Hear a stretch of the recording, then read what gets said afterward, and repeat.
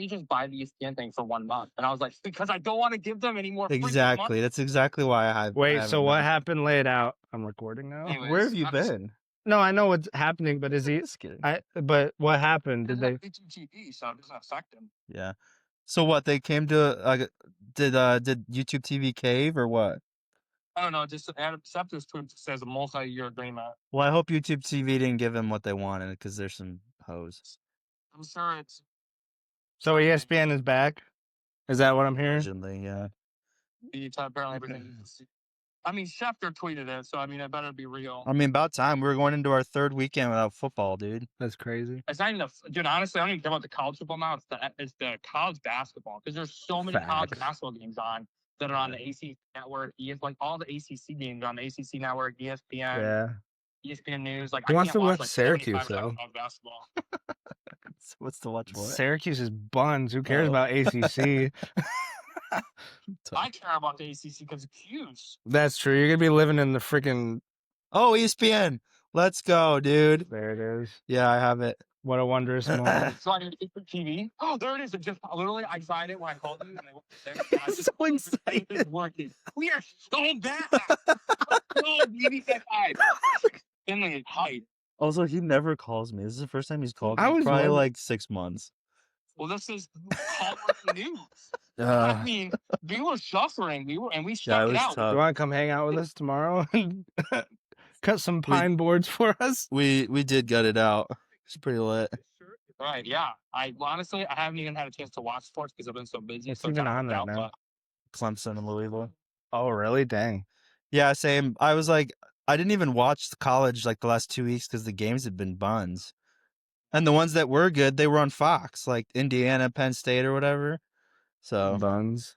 but yeah, no. Hey, I just wanted to break the news to you. We're back. We're Thanks. so back. Yeah, you definitely did break the news. Ayo. It'll be on. Dallas, Las Vegas on Monday. Pretty lit. On Sunday night. Yeah. This is the second biggest news that you've broken to me in the last year. Remember what the other one was? But hold on. No, I don't remember. Luka to the Lakers. Remember we were playing video games at like 11? Do you not have Twitter, bro? I do, but I think we were playing video games or something. Yeah. And He right now I was locked in, busy. bro. You were probably dead, and Sam was trying to clutch up.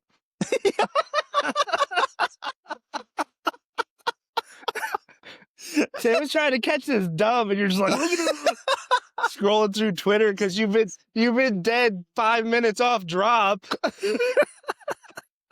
Oh, that's hilarious. We should all run Warzone sometime, especially since you're moving now. You freaking loser. Yeah, You're not even gonna be here. You're gonna have to fly back for March so we can do our annual March episode. No, I vividly remember. I don't know what I was doing, but I didn't have my phone. I wasn't on my phone, and then you said that through the mic, and I was like, "What?" And then I remember picking up my phone and seeing that was the first thing. I also broke the news to you about Kobe. Yep, we were napping in college. I remember that R.I.P. too.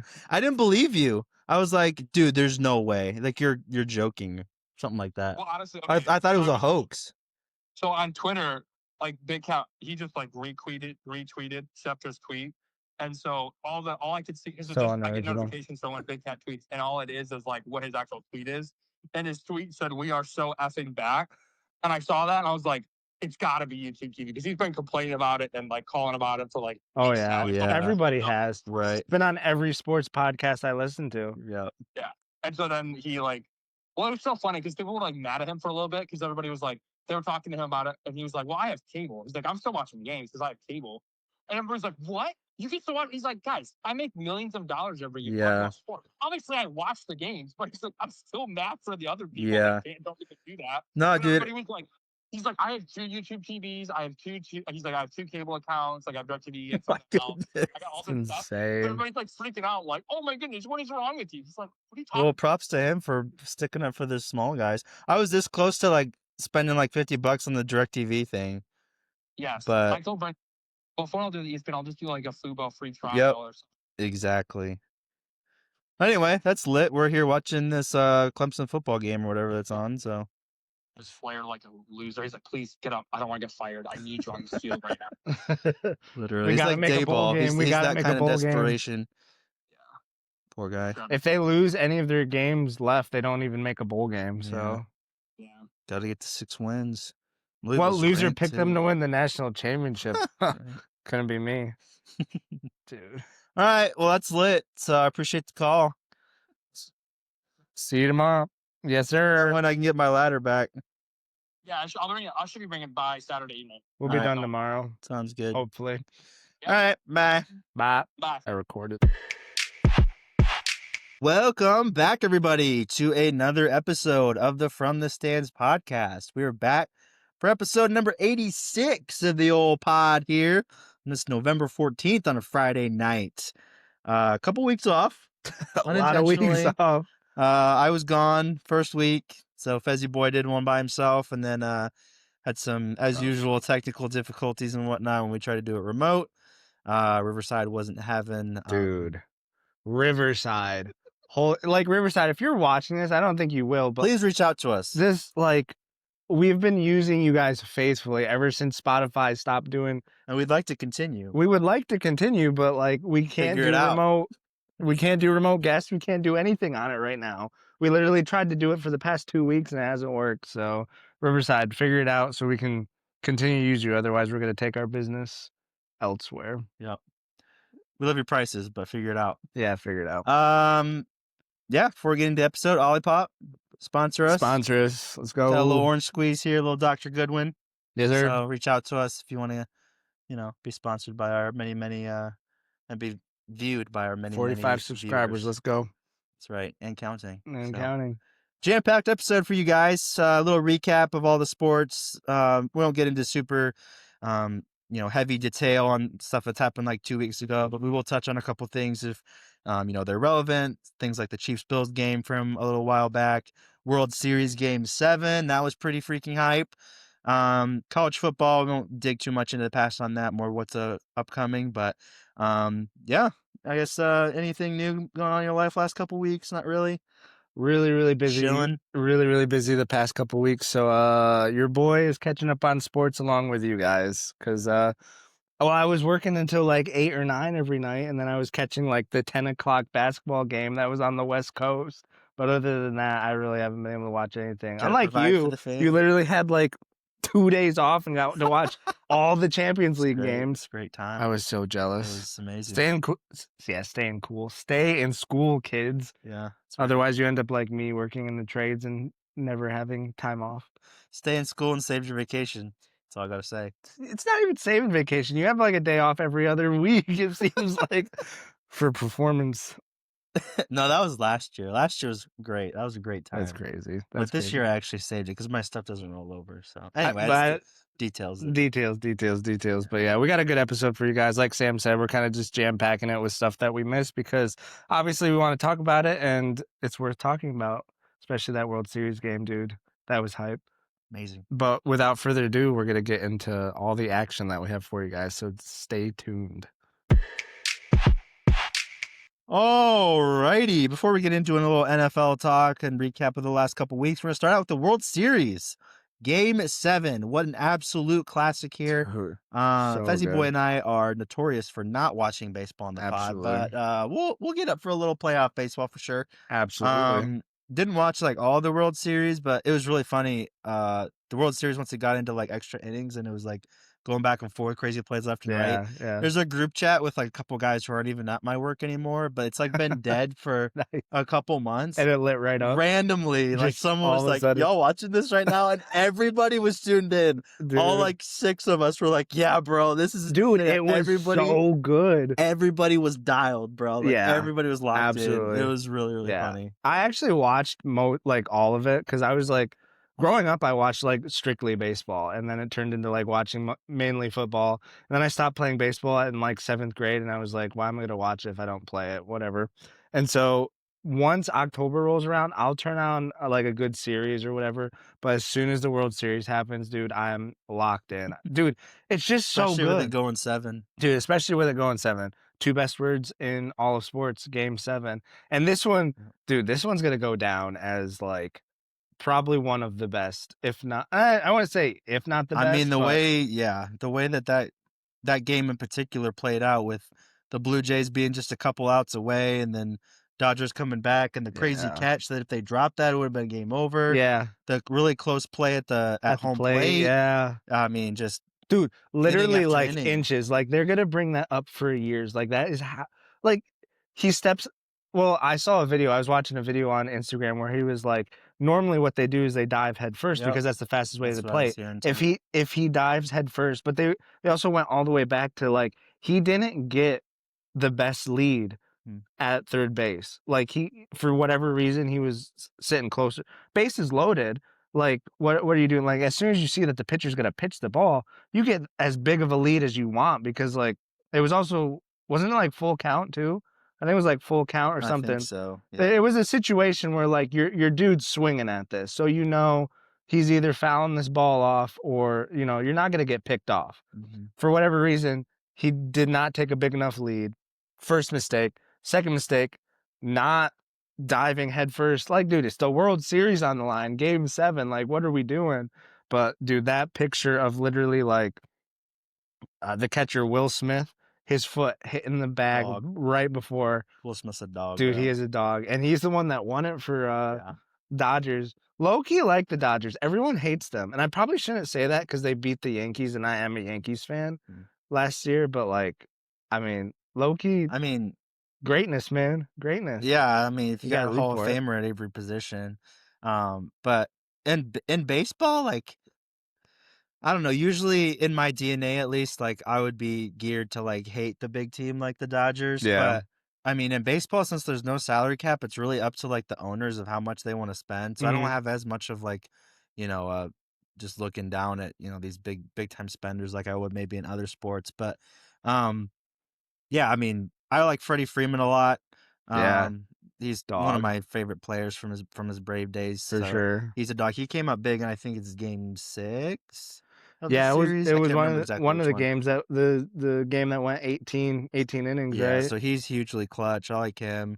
You know, I like some of their outfielders and stuff. But yeah, weird game though because they were behind most of the games, most of Game 7, and everybody thought it was the Blue Jays' time, but to come so close yet so far away and to lose again. I will say, like, I wasn't rooting necessarily for the Dodgers, but when they won, I was like, yeah, that's right, Canada. Like, you gotta wait another couple yeah, that's years. right. So that was like 30 years or something. Yeah, it's been like 33 years since the Blue Jays have won a World Series, which I didn't realize it was that long. Yeah, like, and it's like the same in hockey. Like, it's been like 25, 30 years. I'm just since like, the Canadian team keep that streak up.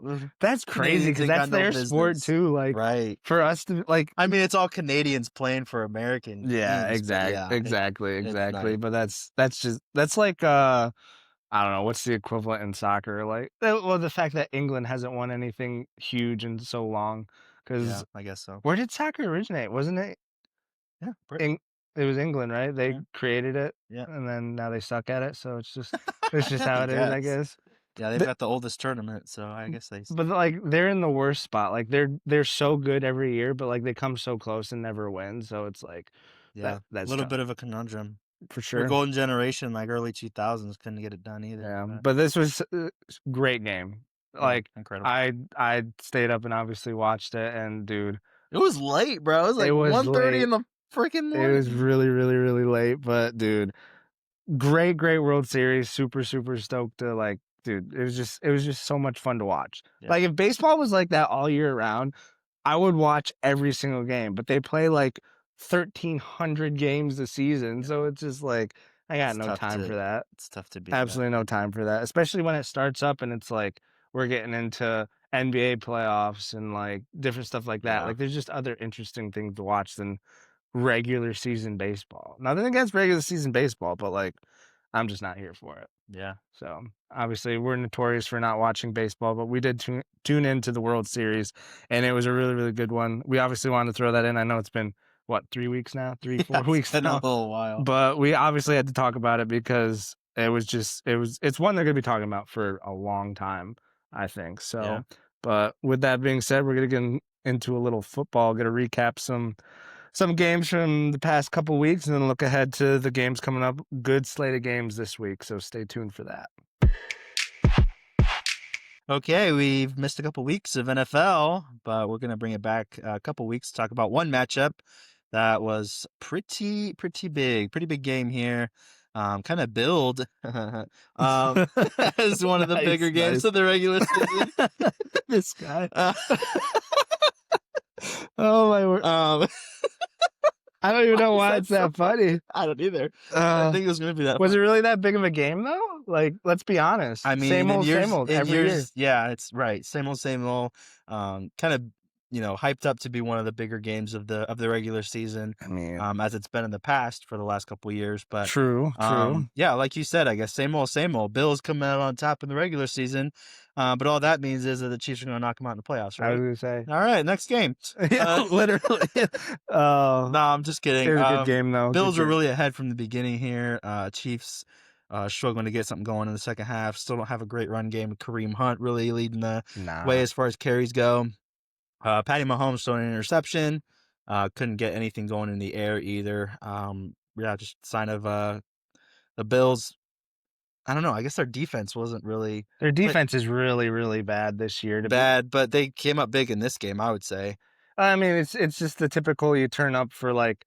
I mean, everybody was saying it the next day on like all the talk shows, like on Get Up and First Take and that. Like they put all their energy in. Like they're constructed to beat the Chiefs. This is their Super Bowl. Like it is. Yeah, it is their Super Bowl. They're constructed to beat the Chiefs. Right. Like their only hope is to get to the playoffs and play the Chiefs so they can beat them. But like someone else will beat them, and we'll get into it next. But I mean, they had a really, really bad game this past week against Miami. And it just goes to show you, like, coming off that high. Yeah, coming off that high. Yeah. But I don't know. It just shows you that the Bills really.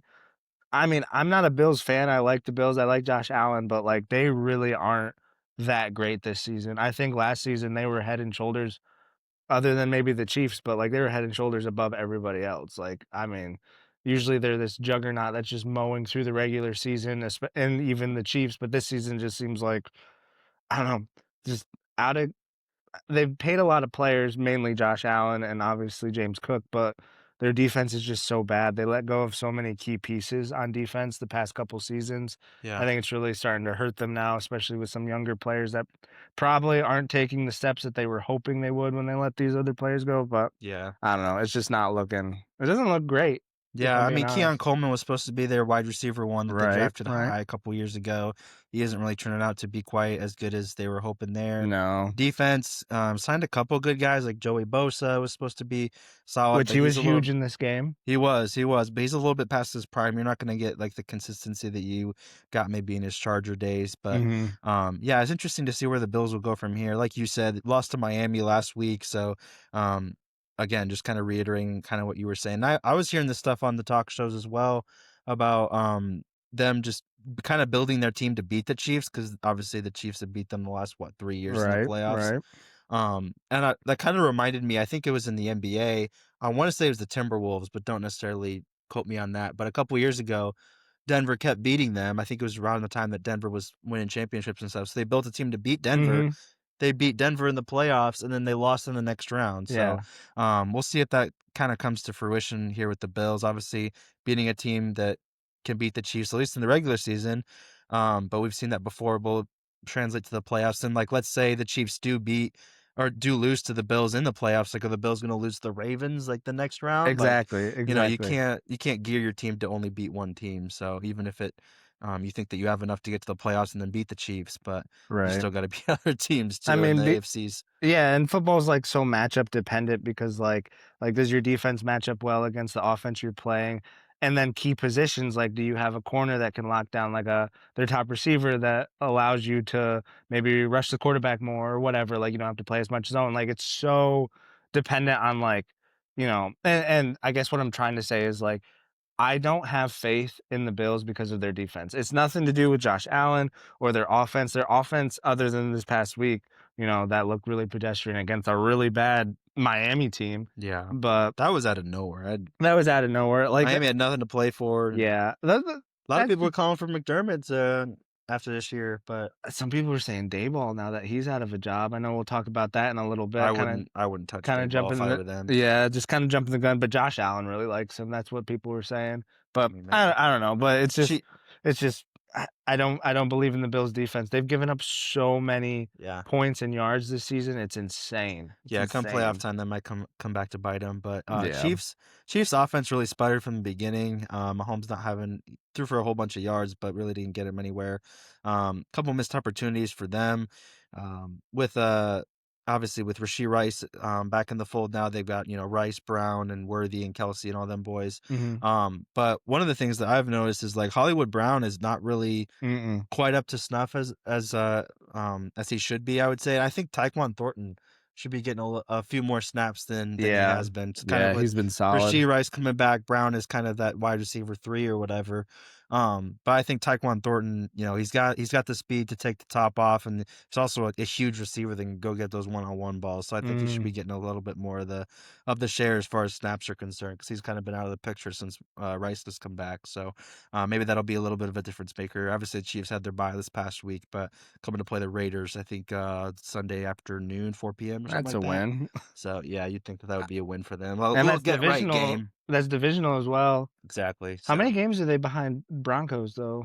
there are a couple games, because Broncos are 8-2, I want to say, and then Chargers 7-3, Kansas City 5-4. But I mean, they still have a whole bunch of division games. They still play the Broncos twice, play the Chargers another time. Chargers don't look quite as invincible as they did in their first game against the Chiefs. So it's still there for the Chiefs in the division, I would say. And Denver, I mean, I guess we'll get into them a little bit later, but Denver, they've been squeaking by, man. Like, they're the Chiefs of last year, this year. I mean, but just even don't against look as bad good, teams, against bad teams too. Like, they're squeaking by like 2 points, 1 point, field goal at the buzzer kind of stuff. So we'll see if that's sustainable for them. Should be a good game against the Chiefs though this coming Sunday. for sure. Another game we want to touch on that was in the past was Eagles-Packers. This game happened last week. Supposed to be a barn burner of a game. Little Sunday, was it Sunday night? Monday night in Lambeau. I just love the vibes, man. A night game in November Lambeau at Field. Lambeau. That's just nothing better. Bro. Nothing better. But it's a real stinker. It's like 3-0. Yeah, it's like 3-0 up until like the fourth quarter, basically. Dude, it was awful. I was texting my Packer friends. I was like, "Y'all really about to lose 3-0? Like, what is going on?" So, 10-7 was the final score here. Jalen Hurts doing Jalen Hurts things, throwing a bunch of screens, letting his dude, you will not let this guy go. Hate him. I think it's like every day you're sending me a reel about how he just I just sent Micah one. I was like, hate this guy. There's just somebody just talking Jalen Hurts, dude. Basically, he's just so overrated, bro. I mean, I guess it's par for the course if you're a Cowboys fan. I know, but it is a little bit my Cowboys bias, but like I still think feel like hate him. I feel like I'm not alone at all. Like the stuff I probably see not. online, from like a lot of my friends who aren't like, they're not Philly or Dallas or anything, they're like whatever else, like Bears fans and stuff. Yeah. Like, I mean, it's not just me anymore, which makes me feel a little bit better. AJ Brown even believes me. So I was just gonna say, if anybody agrees with you, it's AJ Brown. That whole nonsense going on. Anyway, let's get back to the game. Packers only score 1 touchdown here. Jordan Love expected to elevate this year, not really coming in clutch in these bigger games. What do you got to say about the Packers as a whole? Obviously, they're sitting decent record at 5-3-1, but really expecting a little bit more from them. Obviously, they lost to the Panthers the week before this. Looking not great against Eagles, even though the Eagles are solid. Lost to the Browns at the buzzer, like week 2 or 3. So what do you got to say about this Packers team? I can't get a read on them, man. Yeah. Like at the beginning of the season, they come out, they dominate Detroit, and everyone's like, oh my gosh, they're going to the Super Bowl. And I was like, I believed them, because I was also like, this defense is like really good, and if Jordan Love plays like halfway decent, they should end up in at least the conference championship game. And I was just like, I was like, they should be good. But then we just see them dropping, like they lose to the Browns, and then they lose to the Panthers. And then did they lose to the Panthers? Is that one of their losses? Yep. Browns, Panthers, and now Eagles. Eagles, obviously defending champs. They're a good team, but like, dude, their offense has to figure something out. I mean, it was there for them. So it was right there. But what do we? The biggest thing is, what do we think about Jordan Love? Like we have a big enough sample size now to see like 2 weeks ago, he went like 20 for 20 and was like throwing all over the field. This past week, they literally scored a touchdown, and that's it. Like, I don't know. I mean, Eagles defense is solid, so you can't necessarily just be like, oh, like Jordan Love sucks. But like, yeah, I mean, the consistency really for the last 2 years, like you're just like, all right, this is the next year where Jordan Love's going to take the step, to be more consistent. He's going to be, in the MVP conversation. It just like it keeps kind of reverting back to old Jordan Love, where he's just one game he's on fire, and then the next game he's kind of in a in a rut or whatever. Just He can't get really it going. bad turnovers. And I don't know if it's like also a product of like they have so many like receivers that are contributing that he can't get on the same page with like when you have wide receiver one, it's kind of like a telepathic thing. So there's like so many guys are in and out of the lineup, injuries, all that. I don't know if it's like some of that or if it's just he doesn't have it. So that's true. I'm not giving up on him yet. I think his ceiling is still super high. I think this Packers team can be really, really good. Obviously Josh Jacobs is a dog. But yeah, I don't know, man. I picked them to win their division this year. They're in the hunt, obviously. They're only one game back from the Lions and the Bears, but Bears are ahead of them. That's hilarious. Dude, that's crazy. But, yeah, I think, like I said, on their day, they can beat anybody. They could go to the Super Bowl, but they just play down to their opponents, and we'll see if that's going to affect them going forward. Because, I mean, even against my Cowboys, they had no business losing that game. I thought we were going to get destroyed. And then they let us score 40 points and obviously tied. But then it was Jordan Love at the end of overtime that almost cost him the game because he was throwing that. Like, what was he doing throwing that ball? Yeah. What was he throwing? What was he doing throwing that ball? Exactly. So just questionable decisions that you'd expect a guy that's, what was this, his 5th year in the league? Sixth, I think. 6th. Yeah. Obviously he sat for the first 2 or 3 years, but I mean, especially when you're sitting behind Rodgers, you expect there'd be something who has like records and is the epitome of ball security. Like if you're gonna learn from anybody, like it's gonna be Rodgers. But I mean, like you said, sometimes it's just like you got it or you don't. I'm not sitting here ready to say like he's obviously not a bust because if they ended up trading him, there's so many teams that would jump on him right away. Yeah. Like he would have a starting quarterback job instantly. But maybe he's just not as elite as like some people in the media want to paint him as. Yeah. Some people are starting to change their tune on him though. Like I was seeing some, like a few weeks ago, some people were calling him elite, and then this week they were all jumping down his throat about the fact that he was like turning the ball over and stuff. It was like, dude, like, I mean, I guess that's what they do is they exaggerate, but like, it's what are we doing? It's kind of baked into their job, but absolutely. Philadelphia, again, the reason I get so frustrated with them is because they're like this super obnoxious team where just like they get to like 3rd down, like 3rd and 5, and they get 6 yards. Next set of downs, they're like 3rd down again, 3rd and 4, they get 5 yards. Like that's the kind of team that you just like if you hate them, drives you insane. So yeah, talking about hate though. Are we going to talk about the blatant tush pushes that were not called? Like yeah. I mean, again. Every single week we're seeing these Packers get called. They got called on their little, I don't think it was even a tush push, but obviously they're getting called on like a short yardage thing. Yeah. And then the Eagles one was way worse. You got 2 guys jumping. Way worse. The guards are like in the lap of the defenders before this ball is even snapped. Like every single time. They're not calling it. Like, what are we doing? And it's not even like slow motion replays anymore. Yeah. It's like you can see it as soon as the play goes. Right. It's just like, and people are so divided over this. I was like, there's no point in being divided. It's not even division anymore. I feel like even people that liked the rule last year are like, all right, we need to get this out. Exactly. It's impossible to officiate. I hope they get rid of it so badly because I'm like, I was kind of on the fence about it. I was like, it's a play in football. It's, football's dirty. It's not super pretty all the time. Like, this is just like a tough, hard-nosed like play. But now seeing the fact that they literally get away with offsides and false starts like every time they run the play, it's like, dude, if you're not gonna throw the flag on that, just get it out of the game so you don't have to decide on if you're gonna throw the flag or not. Like, just get rid of the play. And football was fine without it. Like, we don't need the tush push. Like, it's definitely not why the Eagles won the Super Bowl either. Like, it's like nobody needs it, not even the Eagles. So it's just, I don't know.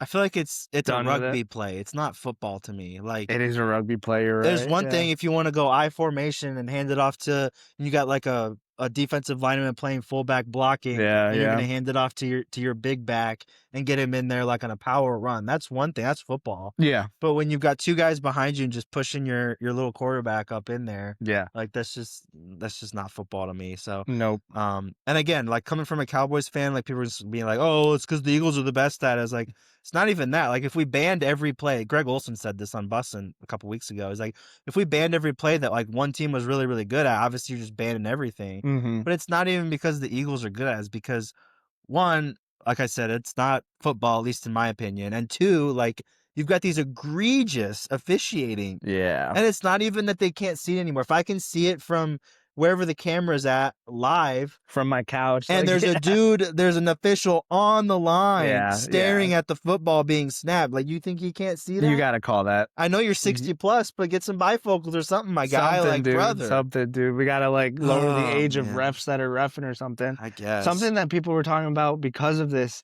that I'm all for is saying they need to get more ex-players to ref games. I totally agree. Yeah, like I could see that. they would just have a better grasp of them. Like I'm not saying the refs that are doing it now do like a horrible job, but like players just have a grasp of like feeling the game out, like what needs to be there, what doesn't need to be there, what to look for. Like I think one of the things that would automatically become a problem is like biases. Like you got to be super that's careful true. with that. That's Even true. if a guy like let's say he played for the Packers, like even if his ex team isn't playing, like if it's like Bears and Panthers or something, like immediately if he gives the call to the Panthers, everybody's going to be like up in arms. That's true. Stuff. That's so, true. I don't know how you deal with that. But last thing I want to talk about on the Eagles is just AJ Brown. Several straight games here of just not getting the targets he wants. Yeah, I think he had 2 catches for like 10 yards in this game. So really a non-factor outside of like blocking for Saquon on the outside. Yeah. He got caught.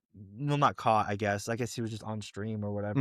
I saw he was talking about like if you got me in fantasy, drop me. Drop me. Yeah. I'm not getting the blah blah blah. And then he got asked about this at the facility later. He doubled down. He did. So this isn't the first time we're hearing about him being a little bit, I guess, unsettled. Not necessarily wanting out, but like, yeah, just not being, I guess, just kind of voicing his opinion about not getting the ball. So there's about 31 other teams that would love to have an AJ Brown in their lineup. Steelers are one of them. Would throw the ball to him 15 times. Oh my game. gosh!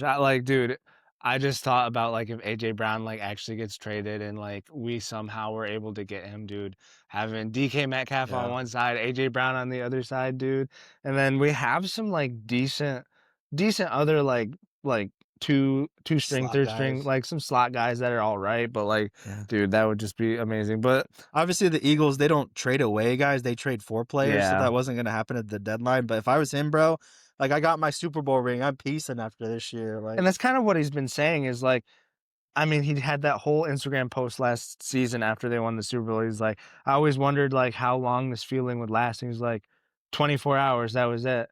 And he was like, I've never been a guy that's like wins are great, but I'm more about dominating the opponent and like being better than the guy that's across from me. Yeah. And I mean, it just kind of shows like if you're that kind of player and you're not getting the ball, like, it's definitely going to be rough sailing for the team trying to keep you happy because, I mean, they have Devontae Smith too, who he's actually become number one. Like he is playing really, really well right now. He has this connection with Hurts that obviously Hurts doesn't have with AJ right now. Whether it's AJ's fault or Jalen Hurts' fault, like I don't know.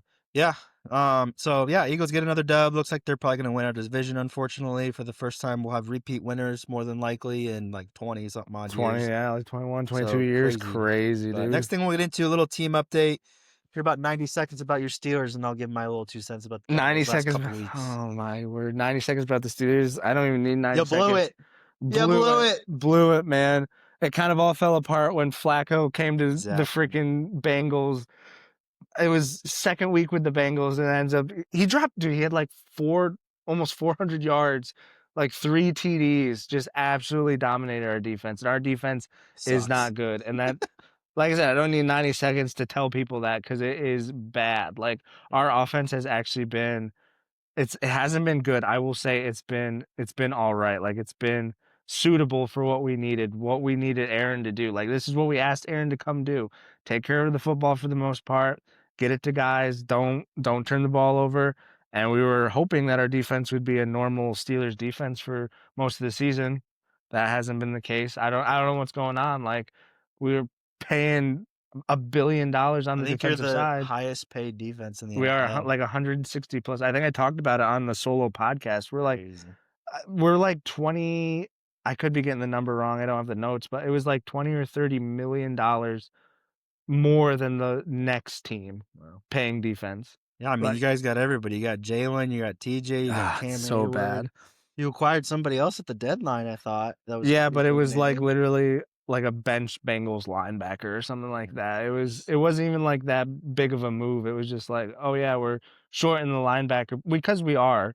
Thankfully, I mean, as much as he's kind of lost a step, Ramsey's been able, like, he can play corner, um, linebacker, like he can play all over the place. So like he's been able to fill some holes, but obviously we just needed a body, but it's really not a needle mover by any means on the defensive end. But that has definitely been our Achilles heel this season. We haven't been able to hold people. Like, normally we hold people to like 15, 16, 17 points a game, you know? And then as long as your offense does all right. I mean, I remember the days we were literally winning playoff games because he made like 5 field goals in a game and we won the game. It's like 12-9. Exactly. We won a playoff game like that because our defense has been that dominant. Yeah, I haven't heard jack squat from TJ Watt all year. I forgot. I was legitimately questioning if he was injured at one point because I was like, never heard anything. No, for whatever reason, he has just not been good this season. Yeah, not been the player that he usually is. So, anyways, that's longer than 90 seconds, but that was mainly defense, and we need to fix it quick. Otherwise, we're gonna see ourselves not even win our division. We're not even gonna win our division. Yeah, I mean that's in huge doubt at this point. Ravens have already caught you guys. Yeah. How about them Cowboys though, huh? Yeah, man. I'm gonna talk about our defense too. Like, obviously, our offense has no issues really. Like, we can get it going pretty easily there. We did kind of lay an egg against the Cardinals, so that was not really what you wanted to see. I think we're like limited to like 10 points for most of the game, but I still don't have any doubts about the offense coming in clutch. Our defense though. I haven't been on the pod since we acquired Quinnen Williams from the Jets. That's huge. Massive pickup there. We also got Logan Wilson from the Bengals. Yeah. Which, it's so. The only defense that's worse than ours in the NFL was the Bengals. So, but Logan Wilson was a part of like that Super Bowl run. He was pretty big piece there. Nice. So if he's able to roll back the years a little bit, that'll be good for that linebacker room. But Quinnen Williams was an absolutely huge get. And this is like an underrated part of the trade, but we gave up Mozzie Smith, who's a D tackle who we drafted first or second round out of Michigan a couple years ago. He's been like a healthy scratch multiple times this year. So the fact that we got him off our books, just get him off the books, great, get him off the finances, great. Yeah. And like we gave up a first rounder for Quinnen Williams, which is fine. Not even this year, it's 2027. Yeah. So absolutely. And for like a top, 5 to 10 defensive tackle in the league, I love that. Pair him with Kenny Clark. All the best defenses in the NFL are going to have a 2D tackle that are just absolute dogs. So I love that move for us. So got to give him his flowers. Jerry cooked a little bit with that one. So if you look at the grand scheme of things with the Micah trade, we got Kenny Clark, Quinnen Williams, and a first rounder. So not too bad. And so like this year is kind of, is kind of whatever. We're at 3-5 right now. So not great. We'll might be in the hunt if we put something together, but maybe not. But I'm looking more big picture here. Like, we have the cap space now to re-sign Pickens, so it's going to be massive. And then like in this loaded draft that we got coming up, that everybody's going to be reaching for quarterbacks. Obviously, we've got the quarterback room situated. We got 2 first rounders in 2026. Yeah. So I mean, we can. There's a lot of flexibility there. So I love what we did at the deadline. Quinnen Williams was just huge. So still need secondary help. We'll see how that looks. But coming off the bye, a couple names that are coming out though. Overshown, linebacker for us. Okay. Absolute beast last year. He hasn't played so far this year due to injury. He's coming back after the bye. Then also a rookie that we have, Siobhan Ravel. I think I was pronouncing that right. He's a corner or safety kind of guy, just a secondary dude.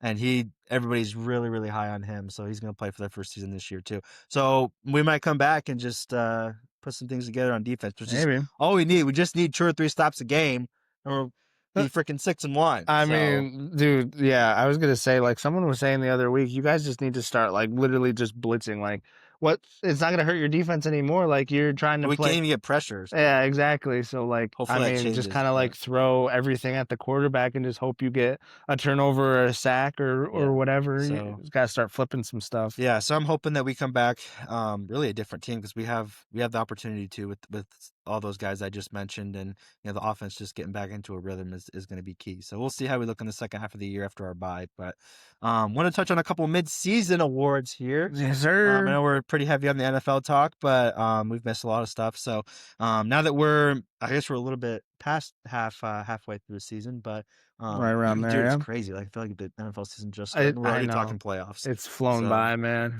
We're gonna talk MVP, Offensive Rookie of the Year, Defensive Rookie of the Year, Defensive Player of the Year, and then Coach of the Year. So yes, sir. maybe just give your top three, just really fast, and then like your top MVP option. Top three. Dang, I was not prepared for that. Well, anyways, my MVP. You don't have to give top three. All right, I'm just gonna give one because that's kind of what I was just thinking. Like, if we were to give awards now, obviously this is kind of based on stats and maybe a little bit of bias along the way, but I would give it to Matthew Stafford. He's obviously playing out of his mind. I think it would be a well-deserved one, and I would just love to see Matthew Stafford. Already has a Super Bowl ring, a great career, kind of one of those last guys in the league that like no one really hates. Like no one hates Matthew Stafford. Like obviously if he's playing against your team, you wish him ill because you want them to lose, but other than that, you don't really dislike Matthew Stafford. Just a great dude, really really good quarterback, really one of the last of like the old true pocket passing quarterbacks that can really sling it around still. Having a fantastic season, obviously, and just thriving at, I think it's like 37. So definitely not young. Definitely has a few more years left, but I would give it to old Matty Stafford here halfway through the season. I like it. I like it a lot. Yeah, I wouldn't be mad at that pick at all. My pick is probably one that's less likelier to win the award, but Jonathan Taylor, man, that's my pick for MVP so far.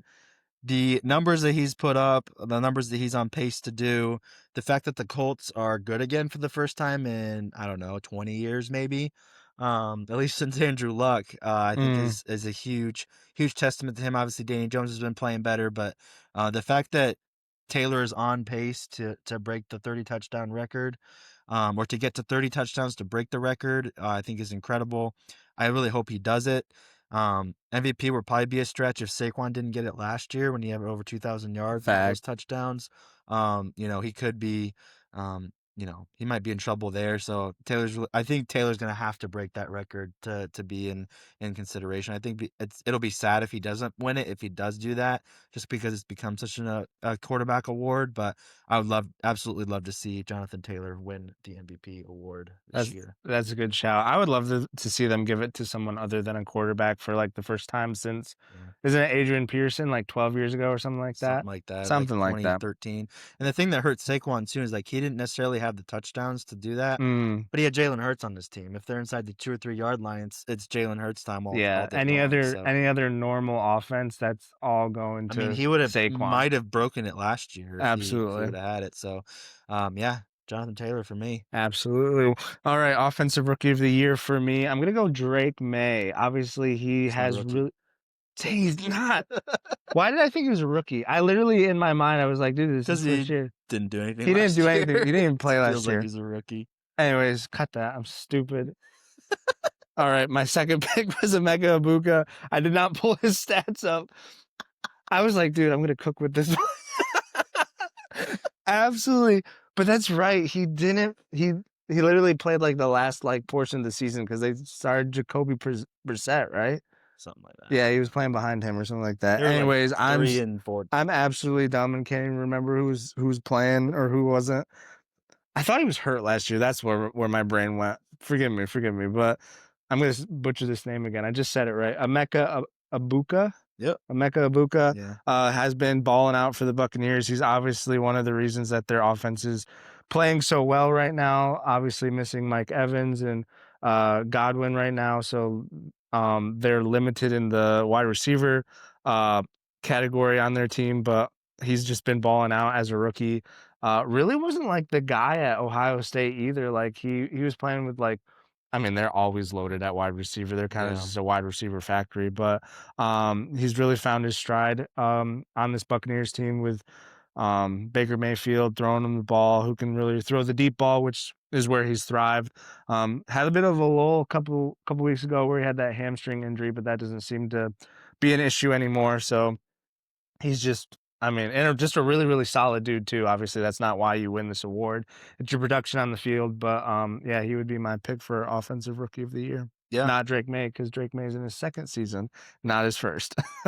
Yeah, I'm gonna double down. I'm gonna give it to Ibuka as well. Absolutely. You don't see very often when the guys just come in and take the league by storm. Obviously, kind of a Yeah. perfect storm in Tampa with both Godwin and Evans not really being a part of the picture, so he's able to kind of take over there.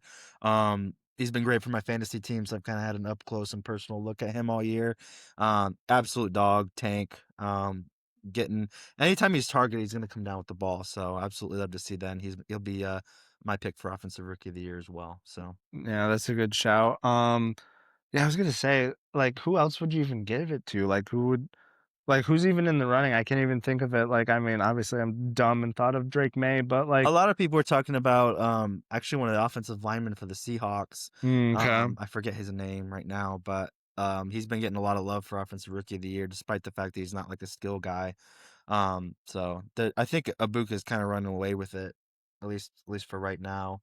Obviously Scattaboo, Dart is in the conversation. Dart's in the conversation. That's Scattaboo right. obviously doesn't have a chance at it now, but Dart That now he's sucks, hurt, yeah. so I don't know. We'll see. Yeah, that sucks. Kind of blanking right now on the other rookies that are doing well, but Yeah, that's what I was thinking. Like, he's really been the one that's just like stood out. Like, obviously, like he is playing like, I mean, with Dart, he's playing really well, but he still has his rookie moments. Like, Emeka Ibuka doesn't look like a rookie when he plays. Like, he's just so, he's so dominant and good, and just like he's grasped the NFL so quickly that it's just like, oh yeah, you forget he's a rookie. So like in your mind, you just go like, yeah, that's offensive rookie of the year because he doesn't play like a rookie. He plays like he's been in the league for 3-4 years, and he's been acclimated to the NFL super, super quickly. But moving on, defensive rookie of the year. This one I'm gonna have a hard time with because like, I'll just say mine then. yeah, I would you just go. I would give it to Abdul Carter from the Giants.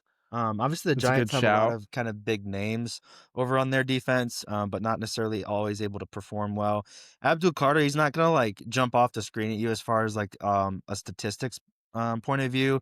But if you watch a Giants game, if you watch their defense, like the hurries that he's getting, the way that he impacts, rushing, and he was also not too bad of a zone defender either. So, it's cool to see him kind of blossom. I'm hoping that the Giants with Dart and Scattaboo and some of those guys on the defensive end, are able to kind of blossom into a little bit of a better team, even though that they're in our division. I don't want them to necessarily be better than us.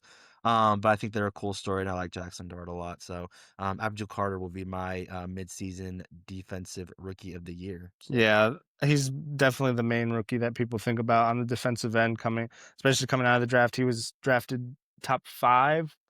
He wasn't second. That was Travis Hunter, but I think he was top 5. Yeah, yeah, he was not top 5. 10 at least. Yeah, so. top 10 at least for sure. But yeah, defensive player of the year. I mean, yeah, defensive player of the year for sure. I'm gonna go. Why am I blanking on his name? Browns rusher Myles Garrett. Myles Garrett. That's mine as well. So you can just take this whole thing.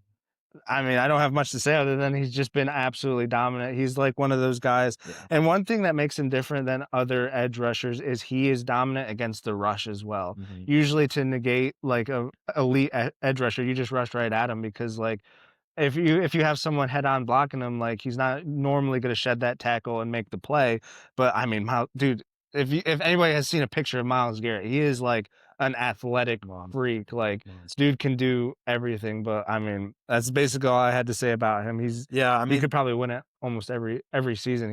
He's that good. Yeah, he's kind of running away with it just because even though he's plays for a Browns team that's literally the bottom of the NFL, kind of his competition for the award, a guy like Micah Parsons, who's his team, and he's kind of been inconsistent this year. Obviously he's kind of not quite in that discussion. TJ Watt, we already talked about what he's been doing. Right. Aiden Hutchinson's not quite up to like that level where you'd be talking about him for Defensive Player of the Year. So yeah, it's Myles Garrett's to lose for sure. And I was really disappointed, bro, when he re-signed with the Browns. Yeah, I was me like, too. this is your time to go out and play for a contender. And he chose the money. Yeah. And now every 2 weeks you see him throwing his helmet, being all like pissy because the Browns are like bad. I'm like, bro, you signed up for this. Yeah. Like, don't give me that now. Like, obviously you're competitive and you want to see that even though the team is bad, but like I just really don't feel bad for him because he had the option to go somewhere else Yeah. and still get paid massive money, and he decided to stay with the lowly Browns. So I don't really I don't really pity him that much. But moving on to the last award, Coach of the Year, who you got? Sean McVay.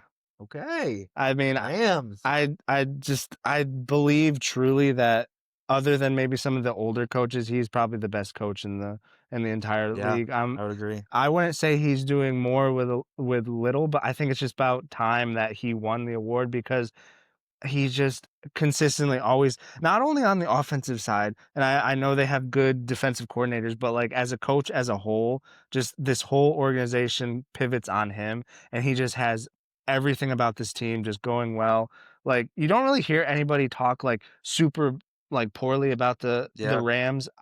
His coaching tree's pretty crazy now. His coaching tree is like super crazy, and I know there's Shanahan.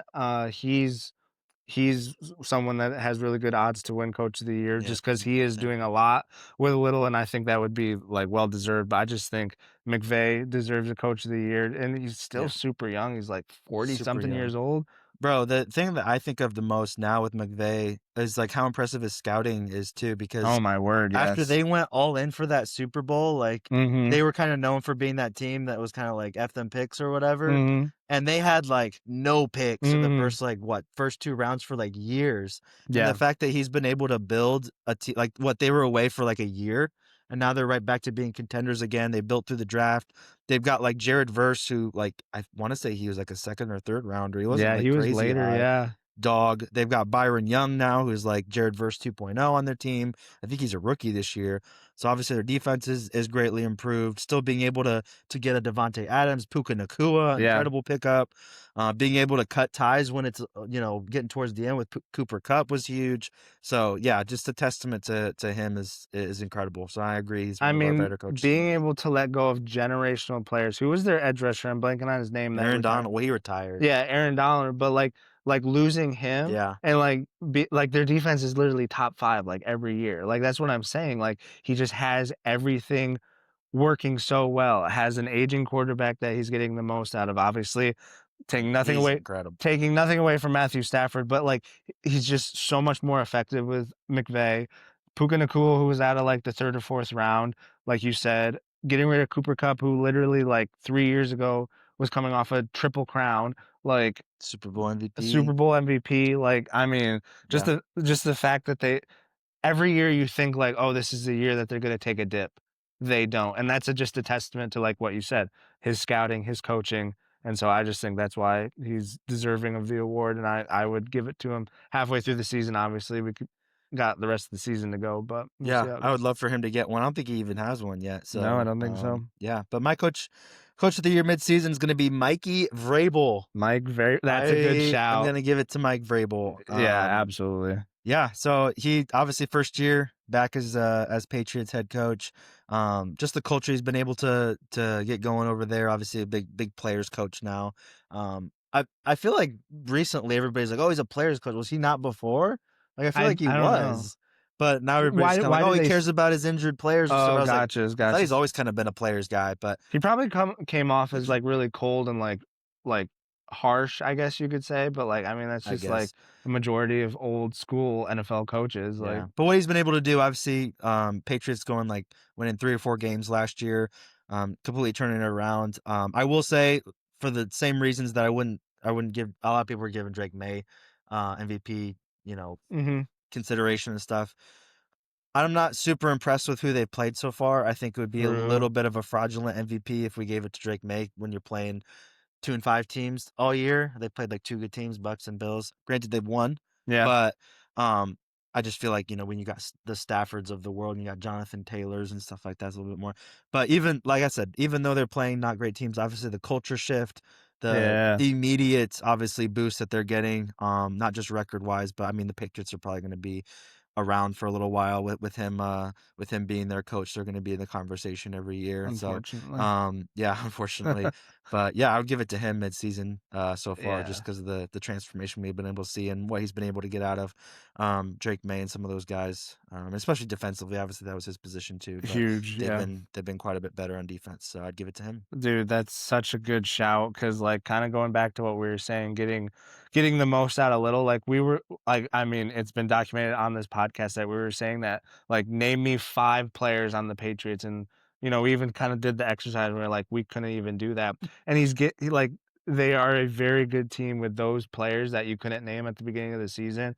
Obviously, some of the players and some of the rookies, you know of them now because they're playing really, really well. And obviously, we all knew Drake May, but there were question marks about him.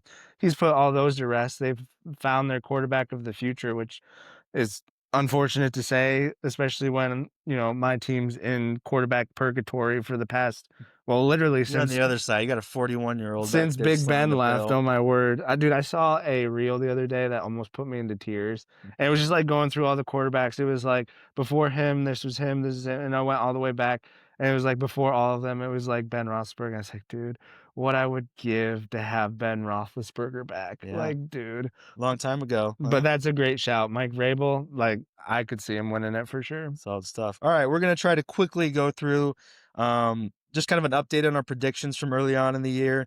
Obviously, we had an episode really early on where we were trying to predict who would do well, who would do bad, kind of the division winners and everything. So we're gonna give a quick update about where we're at. Let me pull up these divisions. We're gonna start in the NFC with the NFC East. Oh, Who'd you have winning, and how are those picks stacking up so far? NFC East, who'd I have winning? I think I picked Philadelphia, even though I knew that the running.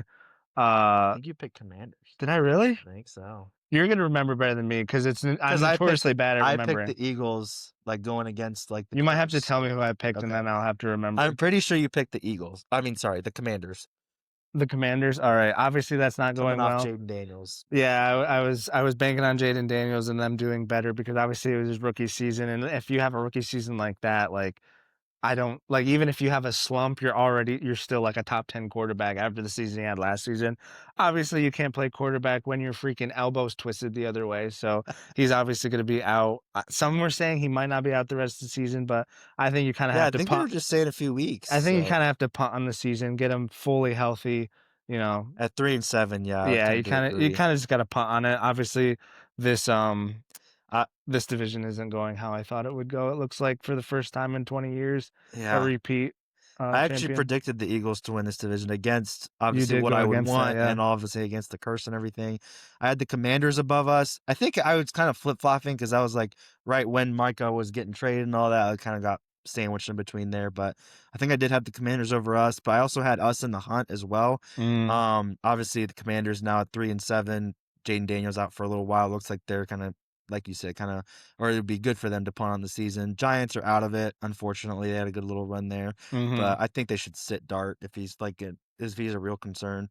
Just need to punt on him. Don't get him killed. Yeah, exactly.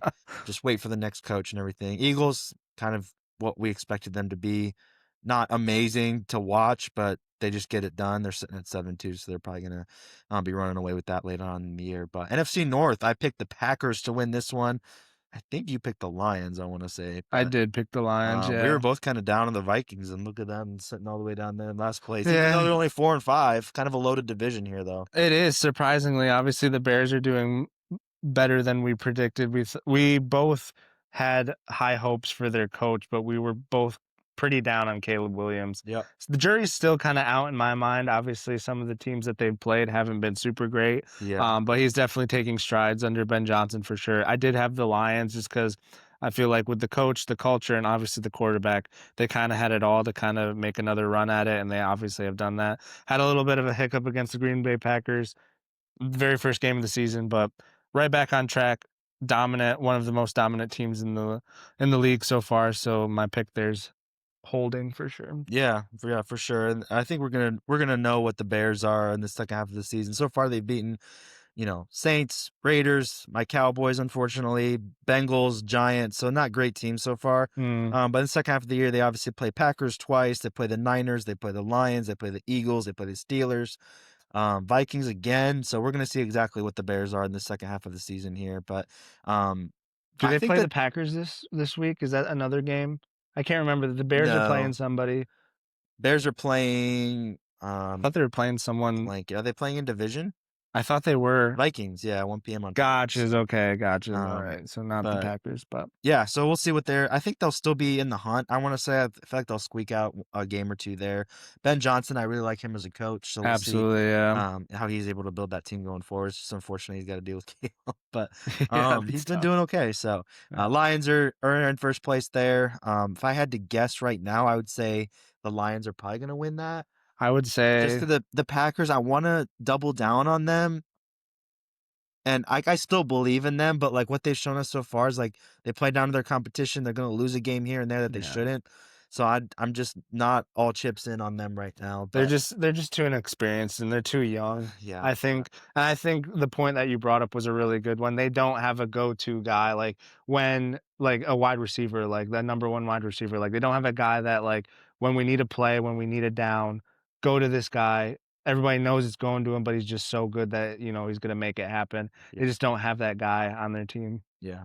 Vikings, I didn't have them in last place in this division. I think I had the Bears down there. Mm-hmm. But a lot of my concerns kind of came to fruition with that, just with JJ just really struggling. Obviously, he's dealt with an injury. He's had some ups, but he's also had a lot of downs. Yeah. Just really inconsistent. Their last game was really rough, threw a couple picks in there and stuff. But Justin Jefferson getting frustrated with him not being able to get the ball. Their defense, kind of a disappointment there as well. They were supposed to be one of the better defenses in the NFL, and they really haven't been able to get quite to that level. So they're like I said, last place in a division that's pretty hefty. But let two MVP candidates go this past offseason. Yeah, exactly. That's a tough look right now. We were talking off pod a little bit. We don't have to sit on it, but that's just something. Sam Darnold and Danny Dimes. Yeah, I mean they gotta. I mean behind closed doors, I'm sure they're kicking themselves. They'll never say it to the media, obviously, because JJ's their guy. But I mean, I just don't understand why you have to accelerate it, bro. Like 14 wins. I know he looked rough in that one playoff game, but like it was the Lions. Like anybody's gonna really look. No, that was before.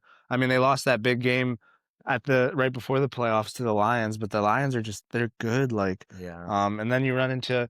I mean, they ran into the Rams. Like they're a good team who almost went to the Super Bowl against Philadelphia. Like it's crazy they cut both of those guys, man. Both of them are killing it. But absolutely. Anyway, moving on to NFC South.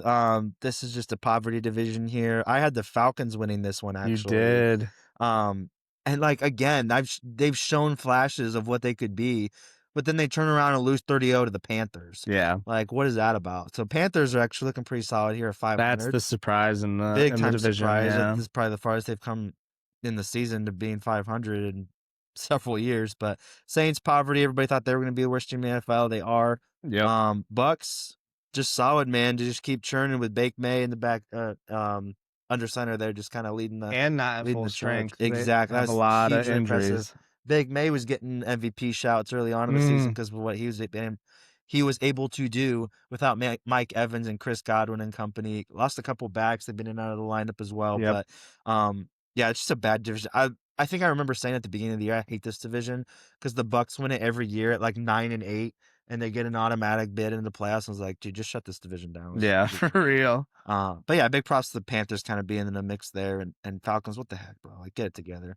They've got guys on offense, bro. Like, they do. What are we doing? They do. But they need a better coach. I think you picked the Bucks, so pretty boring. I did pick the Bucks, yeah. NFC West, bro. Absolutely loaded division. Loaded. Big game Seattle this weekend. Rams, Niners. Yeah. I cannot wait to watch that game, bro. Rams, Niners. I cannot believe that's not a Sunday night football game. Yeah. But whatever. I think I picked the Rams in this one. You did. No, you didn't. Actually, I'm going to correct you on this one. You actually picked Seattle. This is the one thing that I remember because I was like, there is no way. I'm pretty sure you picked Seattle. You thought they were going to do better. I think I'm for sure. I was picking between Seattle and the Niners for the third spot, and I think I had the Niners in third. Really? I thought for sure I was a Niners doubter. I was like, y'all are gonna suck now. You got Purdy. You don't have all those weapons. Maybe. I think I had Seattle in second though. Probably. You know what? We're gonna go with your memory because we all know if you've watched the podcast that my I know memory. one thing for sure. We all had the Cardinals in last. We all had the Cardinals in last place. That was for sure. I didn't think they were gonna be this bad, Because but I was kind of unaware of the Seahawks until like honestly the last 2 or 3 weeks. I mean, dude, So. they've been the most underrated team in the NFL so far. Yeah. Like, And I think with Jared and Pete too, like they were all on Niners. Because everybody was like Stafford, his neck, like that was a huge question. That was a mark at the huge beginning thing, of the year. But yeah, obviously it's shaking out pretty tight at the top either way. With Seattle with Sam Darnold. Dude, they've got a squad, bro. They might be dangerous for a couple years here. And then, for real. obviously the Rams are loaded, like we just talked about with McVay. And Niners still kind of hanging around, bro, with Mac Jones leading the helm and Kyle Shanahan. Christian McCaffrey staying healthy has been a huge spot for them. That's big. So who do you think wins this one in the end?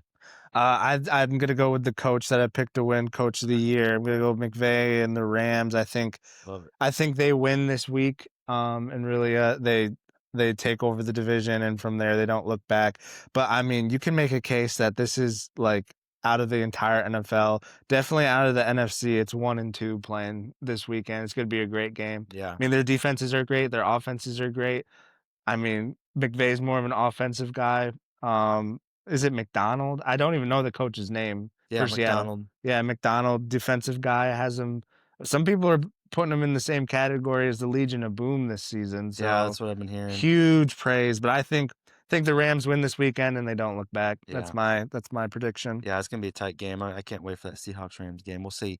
All right, AFC. On over to the AFC now. We'll start in the AFC East. Ooh, Pats. Game ahead on the Bills right now, bro. Petey.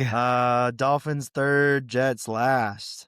I mean, I know. Okay, I want to say one thing about the Jets. Yeah, go ahead. Everybody's dogging you about that Jets pick, which obviously looks terrible with their record. But I will say, if you look at the Jets' first, 6 games of the year, like every single game, 34-32, 29-27, 27-21, 13-11 against the Broncos, 13-6 against Panthers. They lost every single one of those games. Yeah. Every single one within 7 points. Yeah. They're right so, there. I mean, every time. You use a Broncos and not you apply what the Broncos have been doing. Yep. Couple extra plays here or there. Jets are 7-3 or whatever. The Jets are literally, I mean, obviously they could be the Broncos. They're a worse team. Like, don't get me wrong when I say that, but like what you just said, literally the Broncos are the flip side of what the Jets could be. Like literally, I mean, obviously Broncos are better, but. And obviously everybody's going to say Jets are the Jets because they're in these games, but they keep losing. And that's kind of like the Jets MO. But what I was saying at the beginning too is I remember saying comparing Aaron Glenn to Mike Vrabel, but not quite to Mike Vrabel, where he's a culture. And the games that they've won, everybody's loving it for him, playing for him. Yeah. So if he's able to get anything going there, and Greeny said it the best, when they were 1-5 or whatever, their team is not as bad as their record. No. And I think that I agree with that as well. But yep. If you want to chalk it up to Jets, they're still a Jets. They're still sitting at 2-8. So I'll just say that because I know you're getting dogged quite a bit and all of that. I was, but the surprise of the division, definitely New England. Yeah. I think we both had them in second because we both did not believe in Miami or the Jets at all. But I don't think either one of us saw them being this good, especially beating the Bills. Did not see that happening at all. Yeah, and the reason that obviously my opinion of them has changed quite a bit. Yeah. At the time when I was making those initial picks and stuff, I wasn't aware of the Patriots schedule, and obviously I'm kind of using that to back up my original point that I didn't think they were going to be as good. Obviously they are good, but again, I would love to see them. They played a couple good teams, Bills, but are we going to say that the Bills defense is bad? Is that still a good win? Right, yeah. If Bills you look just at it, got dogged by Miami. Exactly. If you look, is that a good win? Obviously they're still in the hunt for the AFC. I would say that's a good win in my opinion. But absolutely. And obviously the Bucks, even though the Bucks defense is good, but again they just don't have quite enough on offense. I would just love to see the Patriots play more good teams, to really know what they're about. I think they beat up on all these bad teams, so they're yeah, great, you're the best of the average teams. Yeah, if you want to call them average. But I think at this point you have to give the Pats their love. Obviously Drake May is a guy. There's no debate. There's no denying it. And I never debated that at the beginning of the season either. I would love him to be the quarterback of my team, obviously. Absolutely, yeah. So I think you got to give the Pats their respect. But the only part where I see that maybe falling apart is like the times where Drake May has made mistakes, the teams that he plays don't make him pay for it. Like the Bucks, he threw a pick in the end zone, and the Bucks weren't able to do anything with it because their offense is just kind of iffy right now, even though they have Drake May. And just like the couple of different highlights, and like that's the thing. The Patriots have been playing at 1 p.m. on Sunday every week, so like no one's been able to see them really, except for that Bills game. So there's been like certain highlights that I see. I'm just like, okay, the mistakes that they are making, like again, they're not being made to pay because they're playing all these bad teams. So like, I'm not saying the Patriots like you can't respect them. Obviously, you have to respect them at this point, sitting at freaking 9-2. Yeah. But like when you play the Jets every week, like you're gonna get to 9-2. You know what I'm saying? So I would love to believe in them. I would love for them to prove me wrong, even though like we always say with the Chiefs, unfortunately, the Patriots are back. But yeah, I don't know. And like we're not really gonna get that until they play the Bills again. But even then, like you said, like are the Bills good? Like, what do we kind know? of Bills are we going to see? Like, exactly. So the rest of the year, it's Bengals, Giants, Jets, Dolphins. So like, it's just more of the same. So maybe the only time we see them play like a real game where they're really like tested is the playoffs. So we'll see. We'll see what they're made of then. But obviously, very, very impressive. Bills, I don't know what's going on with them this year. Like, they're good, they're bad. They have their bye, and then they're just like, I don't even know what's going on. So Josh Allen's still good, but like he had a stinker, bro, against Miami. So, he did. Like, where the heck did that come from? He's had a lot of turnovers lately. I mean, I think he's the past 3 games. I think he's averaging like 2 like picks, and he had that strip fumble against Miami. I don't know. Some really, really bad picks, like especially in the red zone, like where you should be coming away with 6 points. Not getting it done. Who do you got though between the Bills and Pats going on? I mean, forward? If we're talking right now, I mean, I gotta edge Pats. They're just the better team, and that's what it is. Like, and schedule too, like schedule and like going into the playoffs, like they're gonna be a dangerous team because they're gonna be coming off of momentum based on their schedule. Like if they can win out, or at least go in and win a majority of their games. If they're playing good ball at the right time, and Bills all play playoffs are about. considerably tougher schedule. They still have Eagles, Steelers, Texans, Bucks this week. So Bengals, we'll see if Joe Flacco decides to come out of nowhere again. So yeah, I'd give the edge to the Pats as well. Absolutely. AFC North, your Steelers sitting in first place by a hair. Ravens sneaking up right there, right behind them in second place. Bengals and then Browns. Yeah, I mean, what's going to get lost in the sauce with all the good games that are happening this weekend? Big game, Pittsburgh against the Bengals. Gotta win. If we drop this game, then it's kind of not saying we'll miss the playoffs, but we're definitely going to lose the division if we don't win this weekend against the Bengals. Yeah. Should have beat them. Was it 2 weeks ago that we lost to them, I think? I think it was 3 weeks. 3 weeks ago. Yeah, the timetable's off since we haven't done this podcast in forever. But, yeah, that was a huge game to drop, and it gave Baltimore life. With all their injuries, with Lamar being out, they were still, they still had hope of winning the division. Just, this is the worst division in football. I can't remember who said that. It was some commentator on some podcast or something, but it is definitely the worst division in football for sure. Yeah, I mean, I was telling you off pod, I was talking to a couple guys at work, and I told them, I was like, the moment that Pittsburgh lost the division is when y'all lost to the Bengals. Oh, absolutely. And that you had to win that when you're going to be 4 games ahead in the division, all the momentum. Ravens were down bad. Now they got Lamar back, big time win against the Vikes, put up like almost 30 points. So they're right behind you now, and if anything, I would give them the edge to pip you guys there. They, similar to the Pats in the other division, they have a little bit of an easier schedule than you guys going forward. You guys still play some juggernauts. You guys still have Bills, Lions, Ravens, Bears, who are decent all of a sudden. Yeah. And then on the flip side, Ravens have Bengals twice, Jets. They still play you guys, Browns, so they still have a little bit of an easier schedule going forward. So I'd definitely give the Ravens the leg up in that one. Bengals, they might win 6 or 7 games, maybe, but whatever. No one cares about them. Joey B might come back, bro. Did you see that? I did. They opened his 21-day practice window. I picked him up on fantasy, stuck him on IR just for fun. I was Yes, like, sir. I mean, maybe. Maybe. Browns suck, so whatever. We're not even talking about them. AFC South, Colts, Jags, Texans, Titans. I had the Jags winning this division You here. did. They've been in the mix, but kind of similar to the who's the other team we're talking about? That was like good and bad or whatever. They're just kind of up and down. Trevor Lawrence, he's had some flashes of what I thought he was going to be this year, where he was kind of his breakout year. Yeah. Beat the Chiefs early on, that was solid. But Colts, just the revelation of this year with Danny Dimes and Jonathan Taylor and company coming in hot. I was gonna say neither of us picked the Colts to win this division. No, we had them last, bro, by a lot. We had them last. Like we literally had the Titans and Cam Ward in third, I think. Are they more surprising than Seattle? Would you say that? Oh yeah, Yeah, definitely have to be the surprise. Like you of would the have said season at the for beginning sure. of the season, all right, Seattle has some pieces. They got Darnold, Right. whatever. I mean, neither of them you looked at. Colts, I and said, thought they were dead except for Jonathan Taylor. Yeah, neither of them you looked at and said, "Oh yeah, these two could win the Super Bowl." But definitely Seattle, you were like, "Oh yeah, you got Sam Darnold, a new coach. You got some good pieces on defense. Like, all right, we could see them making some noise in their division. Yeah, obviously doing that, but nowhere near what Indianapolis is doing in their division." I had Jags, Texans, Colts, Titans. I had Houston. It's like wrong across the board. I was super wrong about you were Houston. Texans. I had the Texans just because I thought, just with how C.J. Stroud was playing the last few years, I was like, dude, this is their division to win. Because at the time, we thought Indianapolis doesn't even have a quarterback. Dead. They were, when we did these predictions, they were still trying to decide between Anthony Richardson or Danny Dimes. Obviously, Danny Dimes. Danny Dimes ended up winning the job. And we're like, okay, all right, how are they really going to do with Danny Dimes? Chalk that up to last in the division.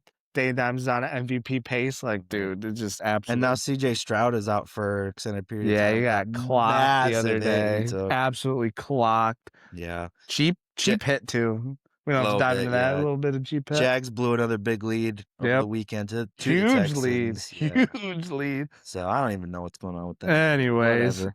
Last division we'll get into here, a little AFC West. Broncos sitting pretty at 8-2. We've already kind of talked about them a little bit here. Chargers sitting at 7-3. Chiefs in third at 5-4, and the Raiders, the suckage of the division, at the bottom.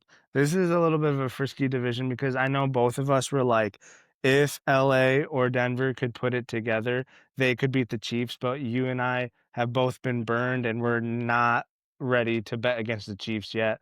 Obviously, there was a hint of this in our minds that this could possibly happen. So I wouldn't say it's super surprising, but I know we both picked the Chiefs because, like, you're just not betting against the Chiefs. I'm still not. Like, I can still see them going to the Super Bowl and winning the stupid thing.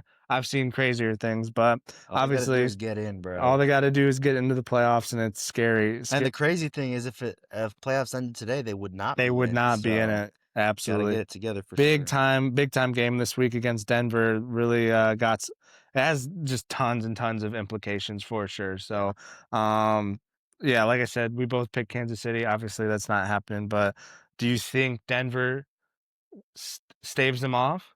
No. Did you not pick Kansas City? I did, but you said obviously that's not going to be the case this year. Oh, are you Chiefs are out? Well, Chiefs what win in the division?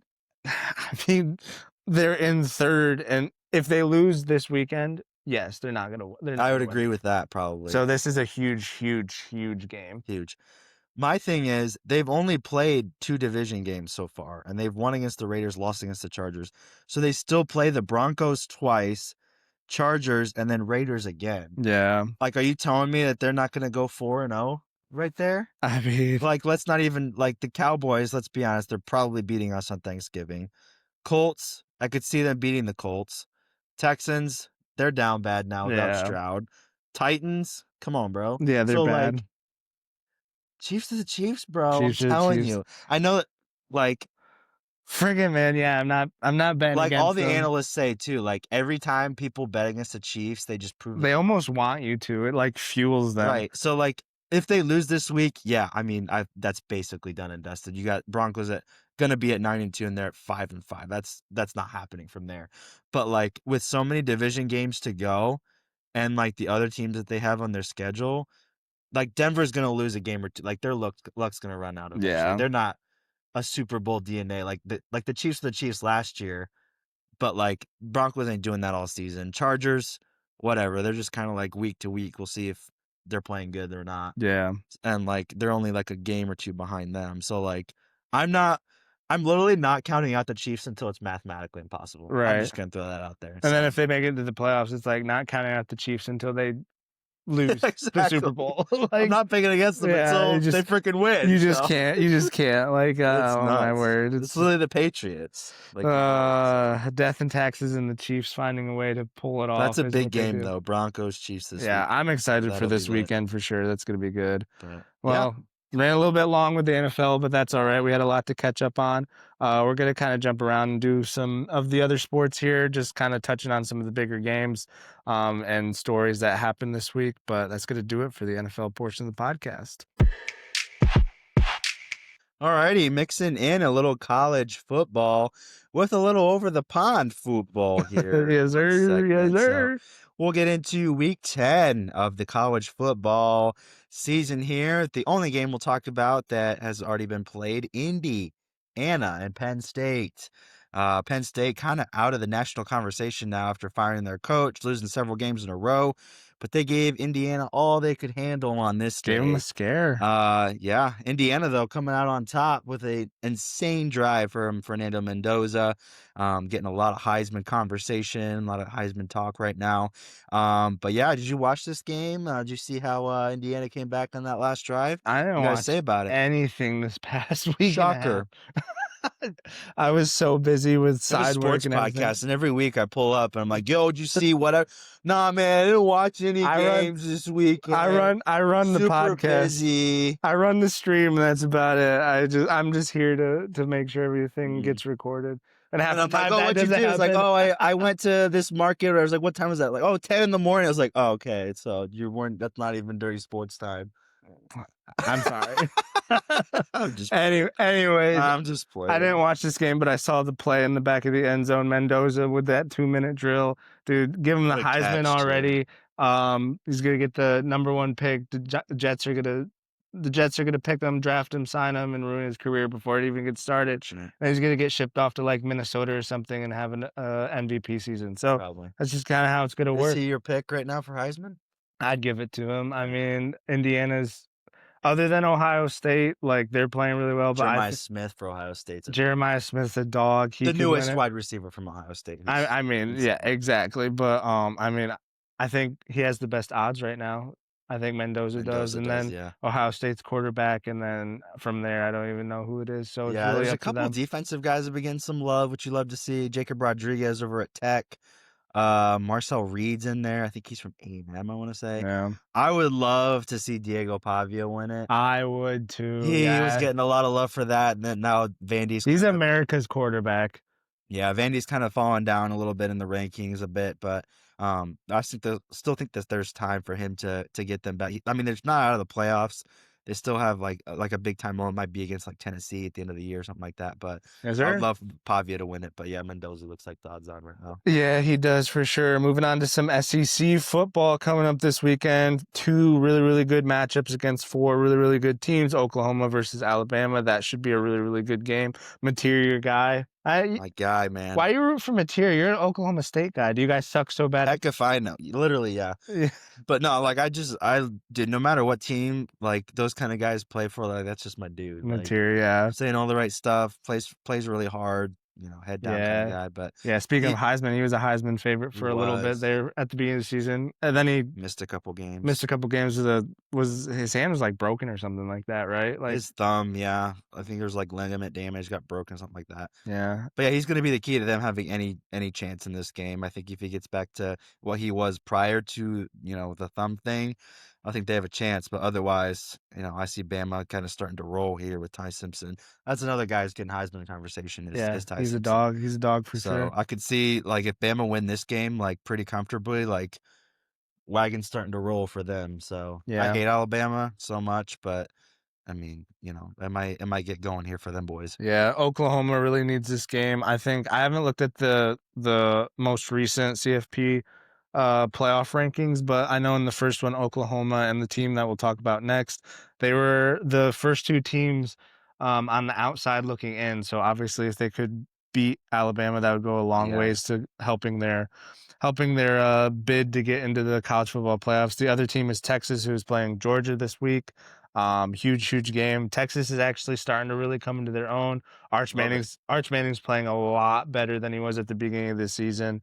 Beat Vandy last week. Huge That was game. a great game. That was a awesome game. I actually did watch that. I watched the end of that game, but unfortunately, we're not talking about the game that I watched. So, and so, like I said, they're playing Georgia. Obviously, your boy Gunner Stockton. Yeah, bro. But big opportunity for Texas. Like I just mentioned, like Oklahoma, they're one of the two teams outside looking in when the CFP bracket first dropped. So a big win against Georgia would go a long way for them. Could be a legacy game.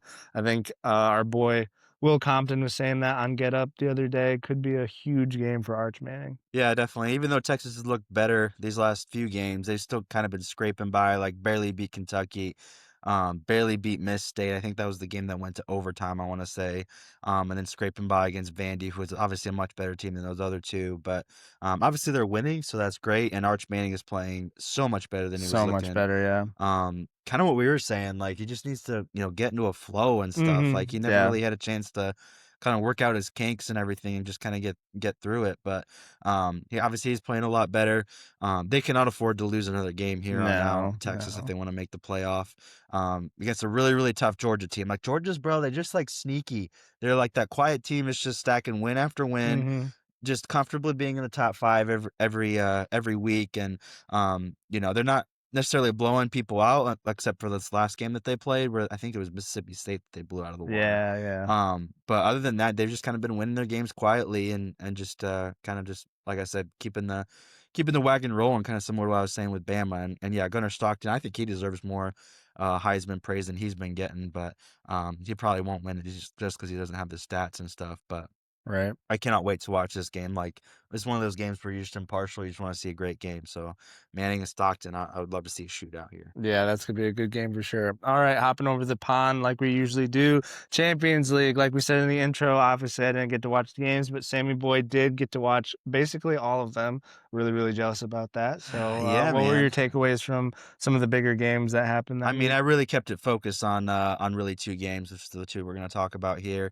Liverpool and Real Madrid. I did have this one on. I didn't get to watch it, but I was listening to it. Yeah, Trent Alexander-Arnold obviously going back to his roots, back to Liverpool, getting booed heavily on his relentlessly return, every time he had the ball. I cannot tell you how disgusted I was with that. That's classless, dude. Absolutely classless. Like, this wasn't just a club legend who's won literally every trophy that you can at the club. This man is born and raised in Liverpool. He's been at the club for 25 years. Yeah.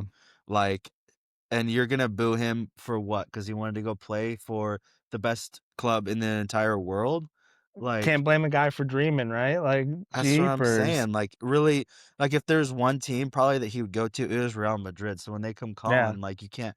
And he's like I said, he's won every single trophy with Liverpool that you can win. Like, what more do you want the guy to do? Like, I understand there's something to be said about being a one club man and like retiring there, but like, come on, bro. So I thought that was completely classist by the Liverpool fans. I agree, 100%. Completely disgusted by that, but they would be happy because on the day their Liverpool team did win against Real Madrid. Madrid are having some issues up top, I think. Just kind of going back to what they were dealing with last year with their just lack of continuity, I guess you could say. Like, is Mbappe a striker? Is he going to play on the left? Well, Vinny Jr.'s on the left. Like, what can we do there? And now Rodrigo's coming off the bench. Bellingham's playing like a false 9, central attacking midfielder, but he's also like going into the striker position and trying to do what he did last year and bag a bunch of goals. So way too congested up top. Exactly. So our defense is pretty solid overall. Like, we got Fede Valverde playing right back now, which somehow he's playing better than he played in midfield, in my opinion. He's the ultimate Swiss Army knife. Like, yeah, I would love him on any one of my teams. Like, he can play right back, left back, center mid, CDM, like, so striker. Like, dude, he can play it all. Yeah, so not really being consistent there was really where Madrid struggled in this game. Liverpool able to bag a, I wouldn't say lucky goal, but just kind of a scrappy goal. They've been struggling. Obviously, that has been heavily reported by us recently as well. But good win for them. Good goal for McAllister, but just not Not to be, I guess, on the day for Madrid, but they still have everything ahead of them. It's not going to hurt them too much, especially with this new format. Like, Yeah. I feel like you can lose like 6 games and you win 2 and you're in. So Yeah, and then you got a bunch of like little no-namers thrown in there during the yeah, exactly. table You're season. bound to play a couple of those teams too, in like Kazakhstan or whatever the frick, and then you kind of win against those. But Absolutely. whatever. Moving on to the other game that I watched pretty heavily was PSG Bayern. Luis Diaz getting a little double before he gets sent off. Dude, I saw him get sent off, but the goal that was that not? Yeah. Was it the goal where he saves the ball? He's sliding out, or was that that was Bundesliga, wasn't it? I think it was Bundesliga. Dang, but talk about, did you see that goal? I did. Where he was sliding out, saved the ball, kind of like touched it past the guy, and like literally had like a 1.5 foot window to put this in, slots it in past the goalkeeper. Like Yeah. that was nice. But that's not, I got that mixed up with this game. But anyways, PSG Bayern. Yeah, PSG Bayern, Luis Diaz, a double. João Neves scoring in the second half. He's really come on as a nice little scoring midfielder. Like he gets in the box, He's a bro, and he's dude. like heading it stuff. He's like He's a 5'8" dude. or whatever the heck he is. And Yeah, he's getting up man. there. He's scoring in the league now for them too, Yep. which is pretty impressive.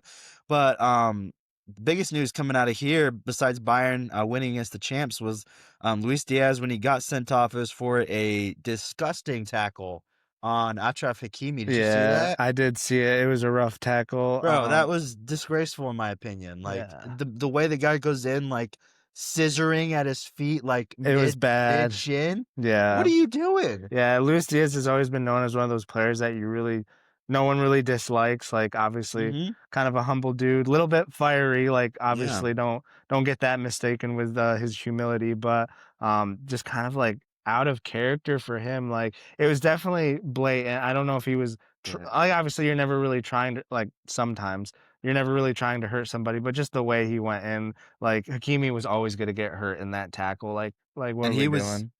He was getting a lot of heat because it looked like Hakimi was going to be out for the season, might have put his World Cup in jeopardy, et cetera, et cetera. But thankfully, it's just going to be a few weeks. But we'll see how PSG are able to rebound after, he's a huge, huge part of their team. Really just going up and down on that right side and being able to, just the chemistry he has with some of the other players in the team, especially Vitinha, especially Kvaratskhelia on that right side.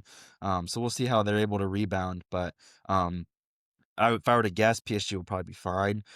But Maybe. they've really just kind of become a plug and play kind of team there. Yeah, that's game, true. So that's really, really impressive stuff by them. Yep. But moving on to the Premier League now, just a little bit of a recap here.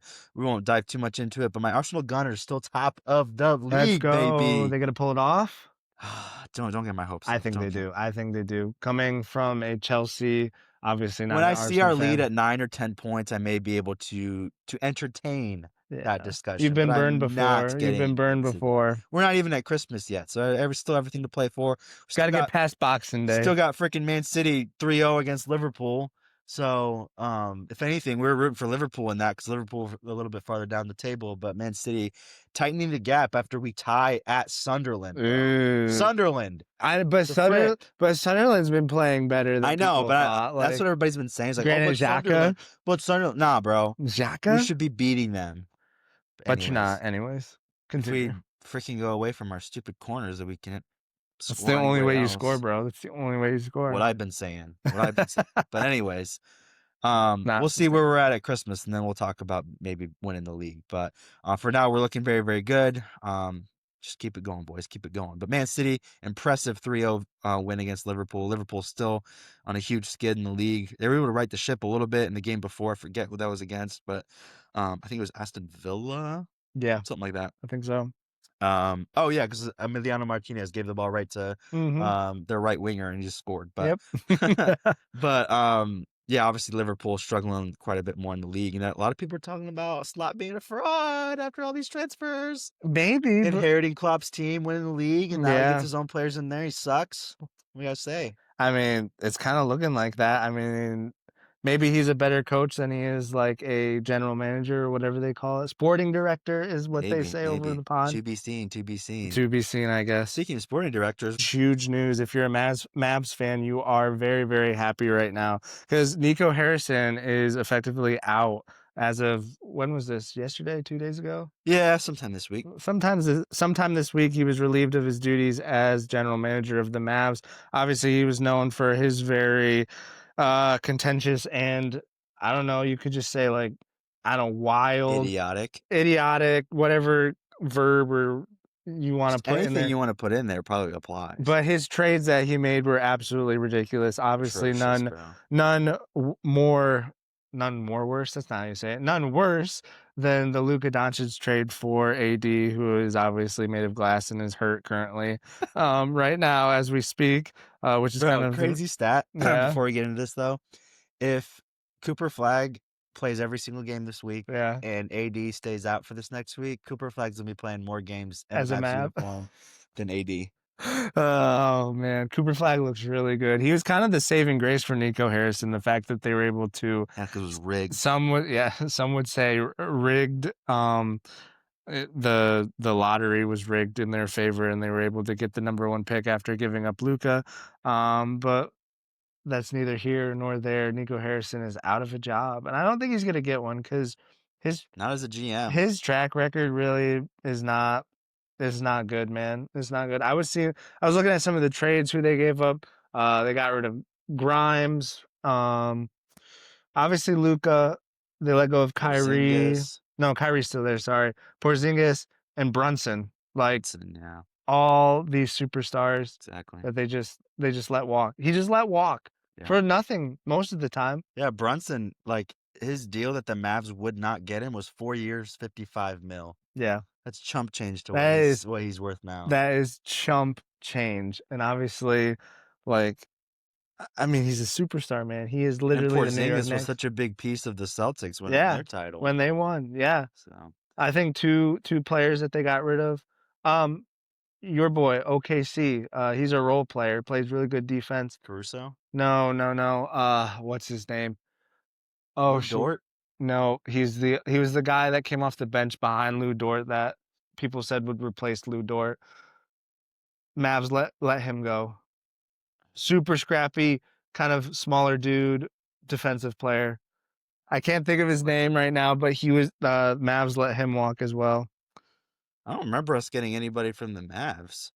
No, you didn't get him from the Mavs. They moved up for him. Let's see who's here. Him right there. Jason Wallace? Yeah. Dog. That's my guy, man. They didn't give him up, but it was a draft trade. You guys. Okay. Like draft night? Yeah, the Mavs, I think, moved down and you guys grabbed him in that spot. Okay. So yeah.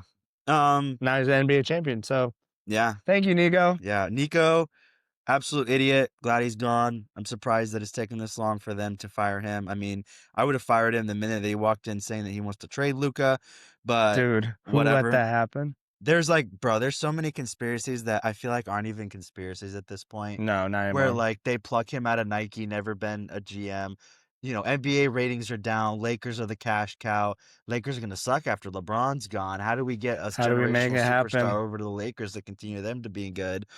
Get this guy over here, scapegoat. Get him on the Mavericks. Trade everybody. You know, estrange Luka. Trade Luka. All this stuff.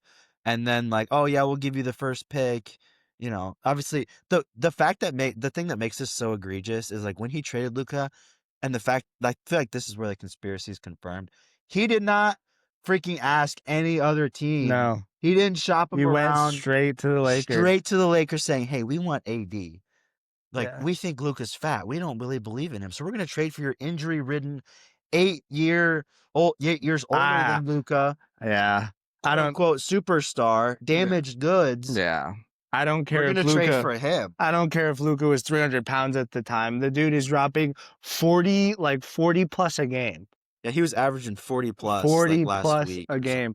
And now he's all fit and playing with the Lakers. He's skinny now. He's skinny, dude. He said, frick you, Mavs. Yeah, he said, frick you, Mavs. I'm going to win MVP this season. I'm going to get the most out of Austin Reeves without LeBron James. And I'm going to win a championship with the Lakers at some point. It's going to happen. He's going to win one. Bro, I'm at the point now where it's not even that I'm a Luka guy, but it's so obvious, I feel like, that there was something There going was on backdoor there, stuff going on the whole time. Especially the fact that the Lakers are involved, especially the fact that he was shopped nowhere else but the Lakers. Absolutely. The fact that they plucked him out with no GM experience on any other team from like Nike, yeah, bro. Yeah, exactly. So, and now he's out, and and Mark Cuban's back in. They probably were like, "Hey, Mark, take a back seat real quick. We got to do something here, but it can't be like we can't run your name through the mud. We got this guy. We're gonna run him through the mud. yeah. Fire him, and you can step back in, and we'll do it your way after that." Like, I don't know. Huge news there, though. Like, obviously, at every single arena that the Mavs play in, there's fire Nico chants, deservingly so. So And they got their wish. Scapegoated,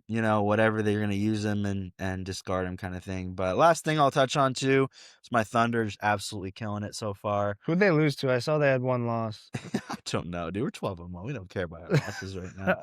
I was going to say, though, like, 12-1, we're wrecking people. Like, this is like the 5th straight game where SG hasn't played a minute in the 4th quarter. So we're just, we got the whole team going right now. Coming off a title, 12-1. We might win 7 games this year. He doesn't want to draw a few more free throws in the 4th quarter. Probably. I don't even whatever. But I hate that so much. I can't watch it, dude. I can't either. But it's my team. So. But hey, we got a title, so we're coming for more. But the one thing I wanted to say is, like, I've seen tweets and stuff about it. I was like, I wonder how it feels to be a Thunder fan, where like you watch your team beat every team by 20 or 30 points, and then just also watch the lottery teams beat up on each other because we own all of their picks too. Yeah. We have 4 first-round picks in this next draft because we own the Clippers, the Jazz. We still have our own pick, and then like some other teams pick in there too. Clippers are terrible. Brad Beal's out for the season. Jazz are always terrible, but we have their pick too. So we're just gonna be a wagon for the next 10 years. Dude, so it's insane. Can, Yeah, I saw a meme today where they were saying NBA teams really need to start considering tanking against the Clippers. Like, the Clippers are winning the NBA playoffs because, like, they make it to the playoffs because everybody starts losing against them just so your pick isn't as good. Exactly. That's so insane. Funny, but that is Thunder insane. up, baby. Yeah, Thunder or wagon, obviously. Looks like they're going to be good for a while. They're so young. Defensively, they're so good. They have a great owner and GM that knows how to work the system. You're able to, like, you paid all 3 of your stars and were able to keep basically all of your role players that got you to an NBA championship last season. So, and we have first-round picks for days in the coming. We have so many. We're not even going to keep all the players we draft. So absolutely, times are changing. Thunder up. Also, Steph Curry isn't in the pod, but did you see he left Under Armour for like the first? I did see that. He's going independent, right? He's going independent. I mean, when you have that kind of money, you just create your own brand. I'm surprised he hasn't done it already. I know. Under Armour sucks anyway. So true. I mean, have you ever bought anything from? I'm wearing Under Armour sweatpants right now. No, I've always been a Nike guy. Yeah, I prefer Nike. It's just so expensive. Nike or Adidas, but Nike or Adidas, but for soccer, Adidas, I don't know about. Yeah, I don't know. Absolutely. But I think that's a pod, Sam. That is a pod, finally. A little bit of a long one because we were making up for the last 2 weeks. Obviously, we will try to do better. Obviously, we have, Thanksgiving and Christmas coming up. This is where we failed last year. Yeah. Can't let that happen again. Just got to keep up with it. But we'll see. Riverside, hit us up because we need that back. It makes it so much easier to get these podcasts. Hit us up. Olipop, anybody else, Waggle Golf, Columbia. I don't even know what brand I'm wearing. Nike. Under Armour, Nike. We're ready. If you want to get on the ground floor of the next best thing in sports podcasts, we're your guys. But anyways, that's a podcast. We appreciate you guys for sticking with us. Check us out on all our platforms, Apple Podcast, Spotify, and YouTube. Like and subscribe, and we'll catch you guys on the next one. Peace. Well, you really drew out that last thing. Yep, I did. Like and subscribe.